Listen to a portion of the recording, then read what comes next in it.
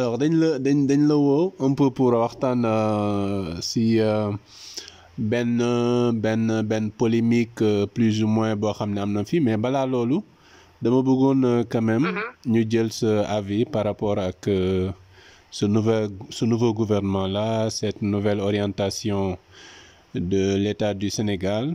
ak année sociale yi nga xam ne décrété nañ ko pour 2023 ak mesures yi nga xam ne yëpp jël nañ ko pour alléger la souffrance des Sénégalais vie chère bi nga xam ne dafa nekk ci dëkk yu bëri ci àddina bi d'abord sa xalaat par rapport à cela am nga ci yaakaar par rapport ak nouvelle dynamique bi nga xam ne régime bu Macky Sall jël na ko pour régler les problèmes sociaux des Sénégalais. oui Djilani donc maa ngi lay nuyu. di ziar di nuyu waa auditeur au Sénégal 7 yëpp ak toute l'équipe. Oui. Question la réalité sociale. Fait que un président proche de son peuple, un président à l'écoute de son peuple mënul def leneen lu dul décréter des mesures d'urgence pour disons alléger donc le poids xam nga le poids du Covid xam nga parce que le monde àddina dafa génn ci zone de turbulence boo xam ni Covid moo ko créé dugaat ci beneen zone de turbulence boo xam ni guerre bi nekk Ukraine entre Ukraine ak Russie moo ko créé donc loolu moom njiitu réew mi mënu ci dara réalité yoo xam ne la dafa war a juste trouver des solutions pour mu atténuer la répercussion de ces deux situations là sur l'économie sénégalaise parce que noonu ni mu amee ay répercussions si panier de la ménagère sénégalaise noonu la amee répercussion sur panier de la ménagère disons allemande wala américaine wala russe donc c'est une réalité boo xam ne moom amu ci impact mais dafa war a ajuster wu à cela te mu fexe ba nga xam ne sénégalaise bi bu panier de la ménagère de la sénégalaise puisse ne pas trop pâtir des conséquences de ces deux crises là yi ma cité au début de mon propos donc dafay gën a firndeel li tax ba ñun ñu ànd ak moom mooy ni c'est un président à l'écoute de son peuple un président qui a la volonté en tout cas politique de faire que chaque ménage sénégalais puisse bénéficier de meilleures conditions possibles loolu wane na ko ci li mu créer ay voies de communication qui permettent le développement qui permettent la création de la richesse mu créer aussi ay structures ak ay mesures d'allègement yoo xam ni def na ko par exemple ay fonds yoo xam ni alloué na ko les ménages les plus vulnérables gis nañu aussi donc ni mu convoqué donc les experts pour ñu xool naka la ñu mën a fexe ba nga xam ni les ménages sénégalais ñu mën leen moom maanaam mu gën leen faciliter leurs conditions de vie. D'accord alors c'est vrai le président li tax ñun par exemple de l'opposition ñu jógee opposition ñëw di ko jàppale effectivement constante boobu la ñu gis ci ay actions muy toujours muy wut luy yokk donc doomu Sénégal ak luy yokk koomu donc les pères de famille et les ménages sénégalais. D'accord alors c'est vrai il n'est pas trop tard pour bien faire mais jàppoo ne après 10 ans de gestion décision yi c'est pas nekk loo xam ne yéex nañ ko jël quand même c'est vrai qu'il y a eu la Covid il y a eu la guerre en Ukraine mais avant il y avait des chocs yoo xam ne peut-être mënoon na leen permettre ñu jël les devants par rapport à la situation là qui se présente à nous. Je pense que mon cher Djilani quand on construit il y a des étapes loo gis étape la boo jógee ci étape bi nga tegu ci étape bale déjà on ne n'est pas président. Donc, on a des prérequis pour administrer des hommes, pour administrer les affaires publiques. Il avait les acquis. Il est venu, il a trouvé une situation. Son prédécesseur lui-même pensait que moom naruta mën a fay les salaires. Parce que c'était catastrophique. Ok donc man damay nettali li nga xam ne rek Abdoulaye Wade loolu lay defee woon ni noonu la bàyyee Sénégal que président Macky Sall bu ñëwee du mun sax fay salaire. Il a dû donc régler parer au plus pressé mooy régler les questions urgentes c'est-à-dire combler les failles multiples qu'il y avait dans la mécanique avant de pouvoir poser les briques, les premières briques, les fondations d'un meilleur Sénégal. Et il l'a démontré par les voies de communication, des mesures d'urgence pour aider les familles les plus vulnérables, nous défarater encore le visage, madame taxawaayu Sénégal sur le plan international, ba tax ba bailleurs yi sawar pour ñëwaat, tax ba tey à la limite le Sénégal daf ko tegaat aux enchères pour que au mieux offrant tëjuwul entièrement nekk avec l'ancienne colonie, mais ubbi na Sénégal aux Américains, ubbi ko aux pays arabes, ubbi ko à la Russie et tout ubbi ko à l'Allemagne, c'est-à-dire la communauté européenne, de sorte qu'aujourd'hui, nous pouvons espérer que partenaires multiples yooyu dinañ ñu permettre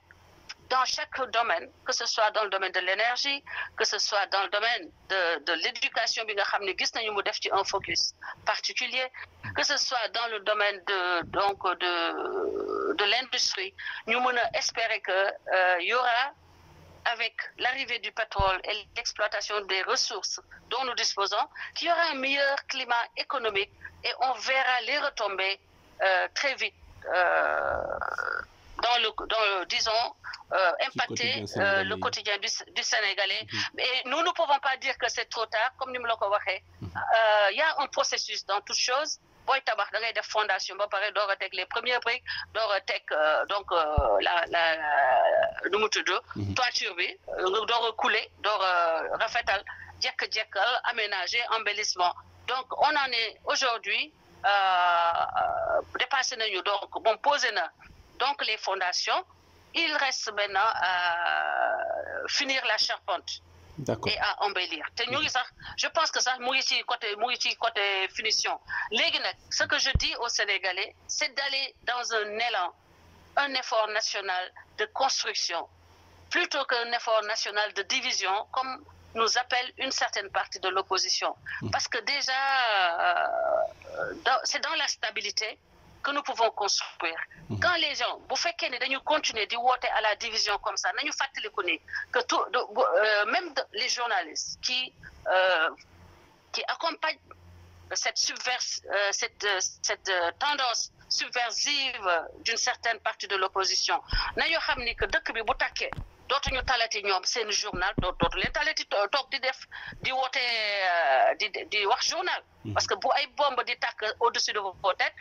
ku ci nekk dina tal de nos têtes ku ci nekk dina tal dem di làkkatu plutôt que di génn di naan da ngay reporter pour l'essentiel.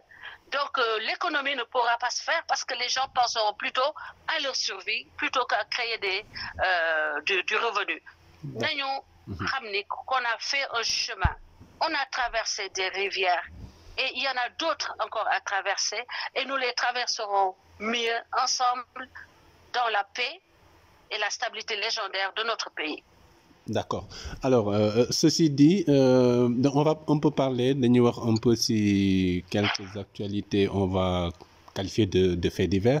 Ndax dégg nañu gis nañu si réseaux sociaux yi. Parce que gis nañ sa rivalité quand même entre yow sa soutien bi nga am ak pouvoir bu Macky Sall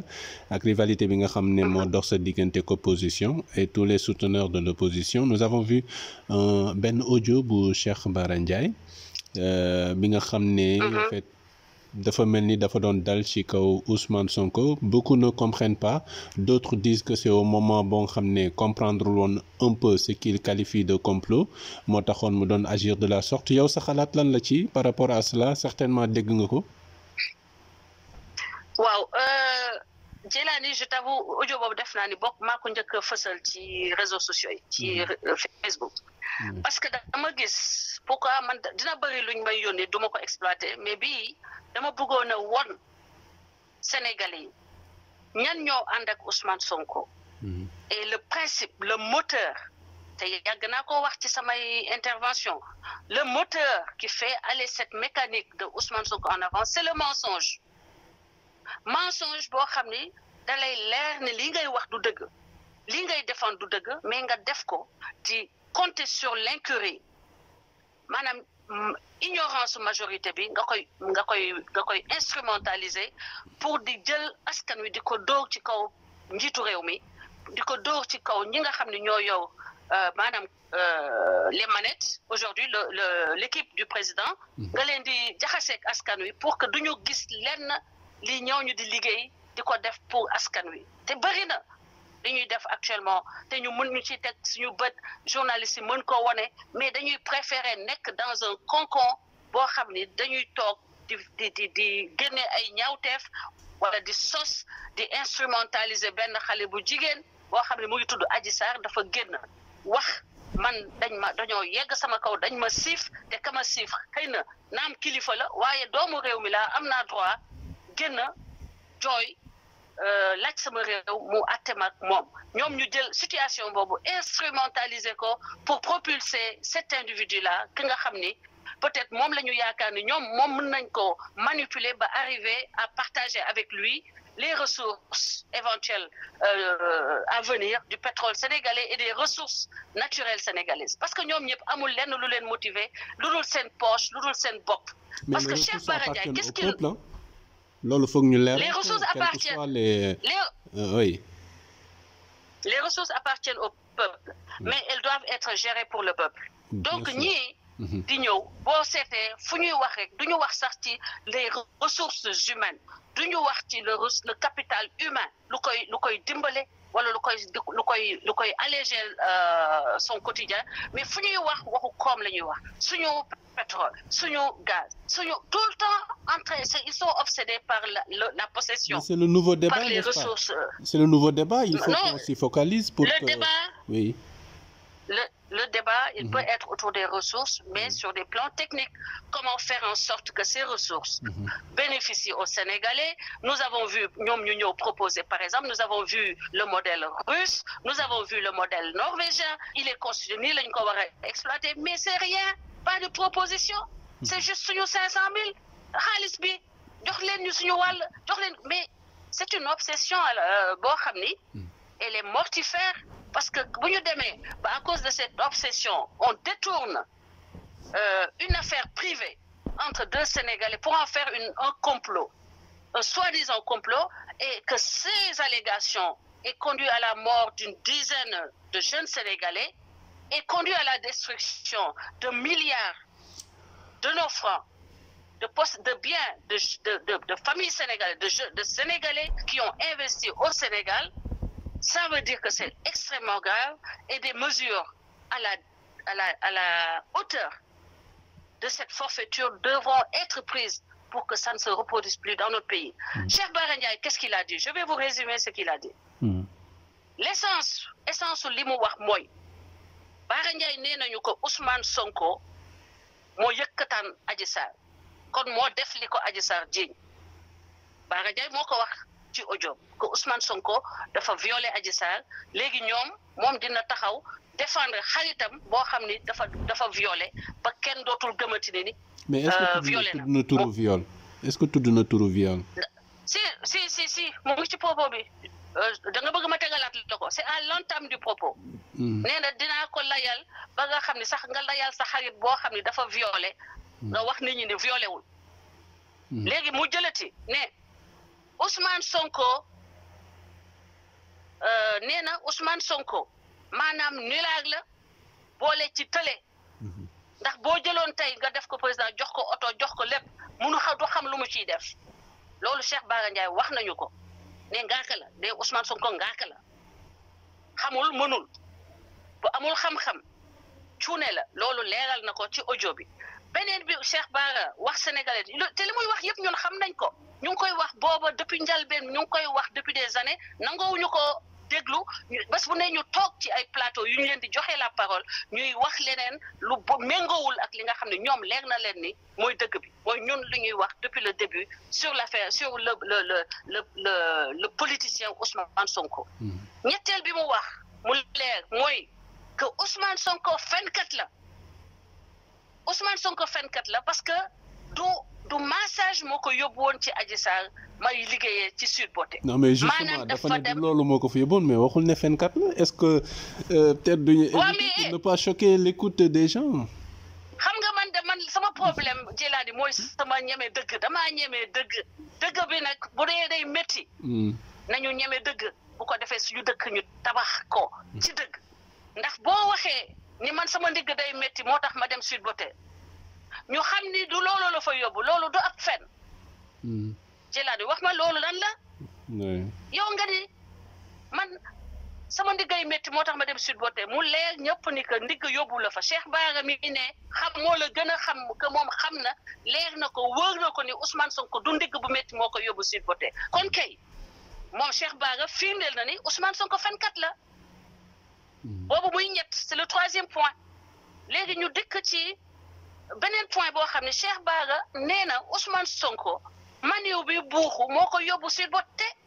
te Sweet Beauté jabaru Ousmane Sonko neewu fa kon moom Cheikh Bara firndeel na ni Ousmane Sonko njaalookat la dafay fen ay soxnaam di génn di dem di njaaloo loolu la Cheikh Bara firndeel man li may wax du maa ko wax Cheikh Bara li mu wax laa leen di tojal. oui parce que ci ngeen ma laaj yaa ngi développé tuuti quand même yaa ngi expliqué est-ce que doo yam juste. waaw mais rapporte juste ces propos. mais boo développé. mais damay non commentaire non moom bés bu ne mu toog ci Cheikh Bara xoolal da ngeen koy ñeme parce que Cheikh Bara bés bu ne mu toog ci plateau yi. commentaire ba xolam set xaabaabal fenal Adji Sarr sosal ko ndekete yoo la muy wax yëpp moom xam na ne Adji Sarr moo nekk ci dëgg donc danga may bàyyi tey ma commentaire li mu wax moom Cheikh Bara day metti nag parce que dëgg neexul Cheikh Bara daal nee na Ousmane Sonko daanaka geñoom woyofal tuba yëpp moo ko doon yóbbu Sweet Beauté ok léegi nag Cheikh Bara wax bi nag li fi muy frenkulaaye mooy ni Cheikh Bara daf ñoo wax ni moom Cheikh Bara mooy fenkat gi gën a mag ci ñiy fen ñiy liggéey ñi nga xam ne seen liggéey mooy di fen pour Sonko setal Sonko ndax nee na dinañoo xam ni maa leen gën a lay nee na Ablaye Lo alhamdulilah nga toog di nga déglu dinaa ko layal man ni ma leeree ni que Ousmane Sonko demu fa ngir ndigg buy metti ni ma leeree ni Ousmane Sonko la ñuy wax moo ko def man dinaa ko layal ba mu set loolu mooy ne lay mooy laay maanaam fen maanaam sos kàcc en anglais moom mu ne dinaa ko layal ba mu set dina xam ne ñoom mënuñ man maa leen dàkk lay mooy ni maa leen dàkk fen donc Cheikh Bara aujourd'hui il est disqualifié. Il se fait son avocat boo demee dans les tribunaux les avocats c'est loolu seen taxawaay loolu la aussi. mais avocat bañ nañ ko ba avocat xam nga yow dañoo ne avocat kooku métier la.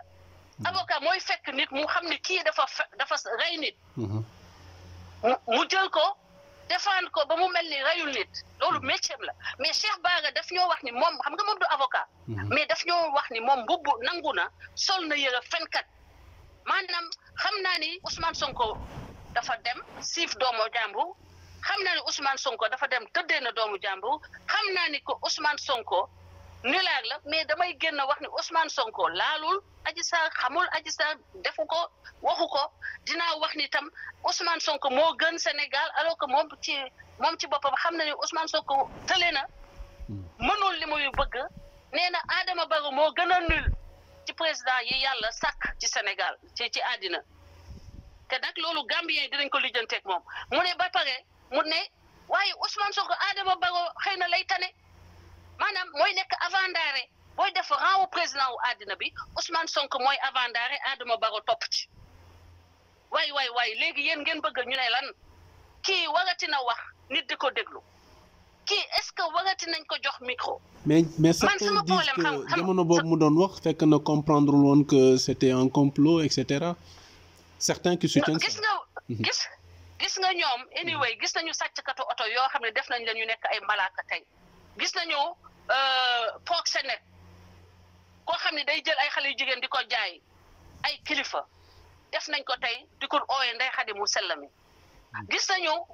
koo xam ne day jël maanaam Ndeye Khady day jël ay góor ak jigéen yoo xam ne sëyuñu boole leen ci nekk ñuy bësante ñoom kooku Ndeye Khady mu sell bi lañ koy tuddee tey bay dajale xaalis di ko jox pour que mu mun a continuer di tëj gémmiñam bañ a wax li moo xam ci Ousmane Sonko gis nañu gendarme boo xam ne dafa trahir son serment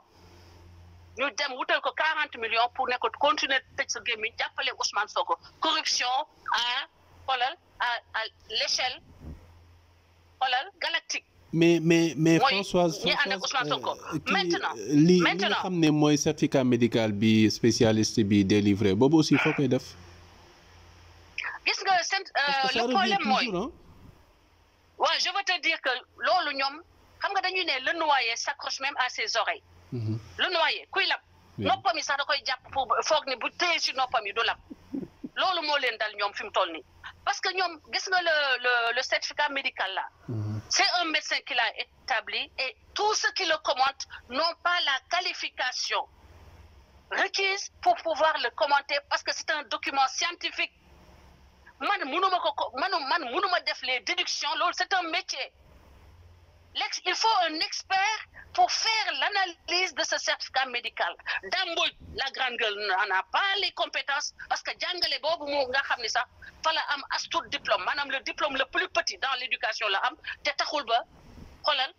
mu xarañ si ba ay collègues am naw ko ba élection bu jotee ñu fal ko kenn du ko fal musul def élection au sein de sa corporation ba ñu jox ko bopp woon ko ni yow yëg nañ la weg nañ la. 5% la fa am. oui. Voilà donc dégg naa ko mu ci mbéb mbébi na dem déjà nekk un bon enseignant respecté par ses collègues ba balaa muy sonal sénégalais yi ak sa pollution la pollution intellectuelle dont il est xoolal 24 heures sur 24 il pollue le débat public parce que il est carent léegi nañu donc ñun ñi on n'est pas qualifié gis nga pour être capable de discuter de ce certificat médical, il faut être un expert certifié.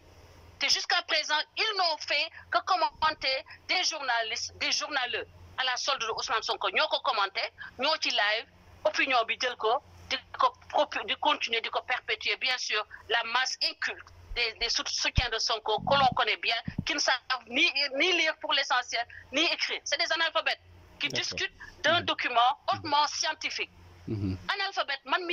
j'ai quand même un bac+6, mais je n'ose pas commenter ce certificat médical-là. Et maintenant, les experts se chargeront de l'interpréter devant le tribunal. D'accord. Parce que quand on se respecte, Ousmane Sonko, s'il se respecte, il doit y avoir l'expertise et la contre-expertise devant le tribunal. Et ñooñu bu ñu waxee man li ñu wax laay dégg. Mais jusqu'à preuve du contraire, Adji Sarr n'a pas dit que jour boobu mu dem ci docteur bi lañ ko violé dafa ne yàgg na ma violé damaa muñ ba sonn doog a ñëw pour boole te ba mu ñëwee di boole ka dugal Sonko mooy kaw ko wax ni dama jëli ay preuves te muy capitaine Touré mii lu jéem njaag moo may njaag moo tooñ Ousmane Sonko moo tax ba yëf yi yegg fi ñu yegg ni tey donc moo tax du ma comprendre lu tax l'État toog di ko seetaan au lieu de le mettre aux arrêts afin qu'il réponde de ces dérives en tant qu'homme de loi, en tant qu'enquêteur, qui se permet d'appeler un avocat pour confier un des protagonistes de l'affaire à un avocat pour qu'il s'occupe de lui, pour qu'il s'occupe de son dossier. D'accord. Il y a beaucoup de failles dans ce dossier-là, il y a beaucoup de manipulations. Il faut laisser les sentiments à côté et appréhender juste les faits. Et les faits sont que le docteur Gaye, kenn déggugu ko dans la presse, kenn déggugu ko. kenn xamul oto ba ñuy wax ni toj nañ ko ndax du waa kër Ousmane Sonko ñoo dem toj ko parce que xam nañu ni dañoo mën mise en scène mën fen am na seen benn élément bu nekk fii Amérique mus na toj lu bureau am gëmloo nit ñi ko waa kër Macky Sall ñoo ko toj il s'est révélé que même waa kawam xam nañu ni moom moo toj bureau am pour gëmloo nit ñi ko waa kër Macky Sall ñoo ñëw toj bureau bi. Tu vois ce que je te dis? Oui. Voilà noonu la fa demee. D'accord alors. Donc il faut pas prendre ñoom duñ la waxee nga jël li ñu wax argent comptant il faut aller au-delà des dires des soutiens de Ousmane Sonko parce que c'est une armée du mensonge une force de frappe du mensonge on vient de démasquer l'un d'eux il y en a tant d'autres et benn par benn on arrivera à les démasquer. Je vous promets. D'accord lan ngay tàggatoo Françoise. Bon man li may tàggatoo ak waa Sénégal 7 muy vraiment une équipe très professionnelle très sérieuse et vraiment à équidistance. Je vous félicite et je vous dis pour clore l'épisode Bara nous a montré qu'il était un menteur maanaam naafeq xam de fen pur que fenkat mais naafeq. Maintenant on a vu donc son rapport à la vérité. Et qu'il nous montre maintenant son rapport par rapport à la honte parce que gàcce gi mu am Sénégal tey wax ni que loolu da koo wax avant Adji Sarr di wax taxul mu dindi le fait que nee na Sonko nulaag la Sonko tëddee na Adji Sarr c'est un mari adultérin ah dindiwul le fait que mu ne Sonko boo ko joxoon maanaam ndigam méttiwul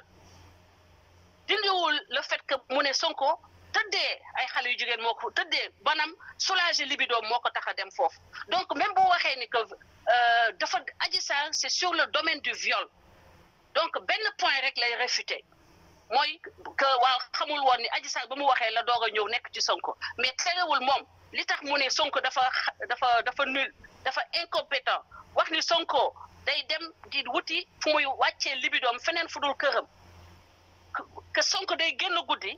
di wëri ay jigéen ak ay xale yu jigéen yu muy tëddee. loolu moom moo ko wax loolu mais pas di wëri ay jigéen. dafa génn pour dem foofu. mais précisément. pour dem foofu kay ay jigéen dafa nekk. ay xale yu jigéen dafa nekk. on se limite juste à ce qu'il dit. on se limite à ce qu'il dit. Sonko est chef de famille. Mais le commentaire est libre. À ses enfants, à ses épouses, etc. Oui. Le commentaire est libre. Ouais. Quand il commentait sur Adji Sarr, il le traitait de tous les noms d'oiseaux. Donc permettez que Adji mënut a défendre boppam ñun ñu koy défendre ñu mën a répliquer au moins qu'une fois on a l'occasion de le prendre en flagrant délit. Vous comprenez? Voilà, mais je vais m'en arrêter là parce que aussi Sonko am na doom, am na jabar et par égard pour ses enfants, par égard pour ses épouses qui sont des femmes, je vais quand même m'en limiter là, ne pas ma bañ leen topp ñoom ci li ñuy def. Parce que ñoom li ñuy def chaque jour mooy attaquer doomu Sénégal wax ay ñaawteef ci doomu Sénégal sosal doomu Sénégal pëtëxal doomu Sénégal ñu ba noppi taxaw dañoo dem bay di réjouir sur la tombe d'un grand commis de cet État, de cette République, un magistrat bu génn àddina ñu gis leen ñoom ñu koy fêter. Donc c'est pour vous dire ñii ku leen topp doo da ngay mel ni ñoom da ngay mujjee mel ni bàyyuma te vraiment bëgguñu yegg foofu. Notre objectif, c'est de participer à la construction de notre nation, à la construction de ce pays. Inch'Allah, avec le président Macky Sall, ci kaw ci kanam ci lu baax.